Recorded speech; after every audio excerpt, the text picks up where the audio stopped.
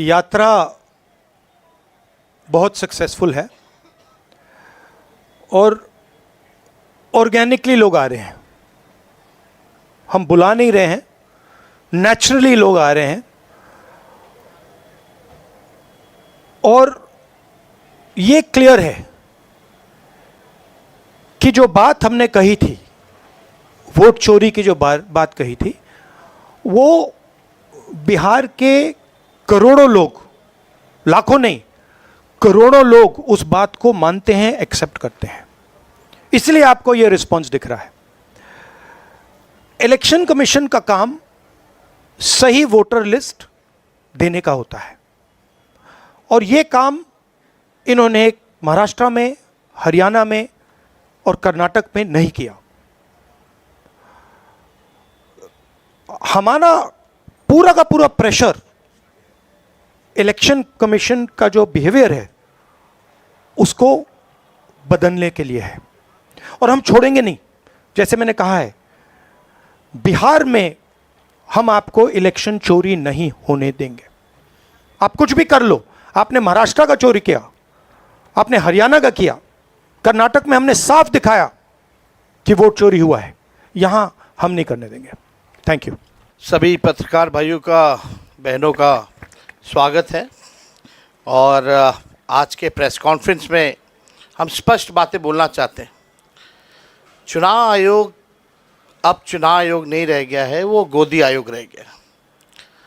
अब बीजेपी का पार्टी का जो सेल होता है वैसे चुनाव आयोग जो है काम कर रहा है, एक बीजेपी का कार्यकर्ता बन करके, और लोकतंत्र बचाने के लिए, संविधान को बचाने के लिए, वोट का अधिकार को बचाने के लिए और लोगों के अस्तित्व के बचाने के लिए राहुल गांधी जी और हम सब लोग इस यात्रा पे निकले हैं।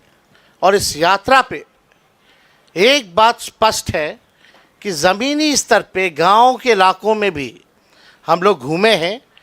चुनाव आयोग की क्रेडिबिलिटी जो है ख़त्म हो चुकी है और लोग जान रहे हैं, क्योंकि हर बूथ पे 50 के करीब वोटर्स के नाम गायब हुए हैं।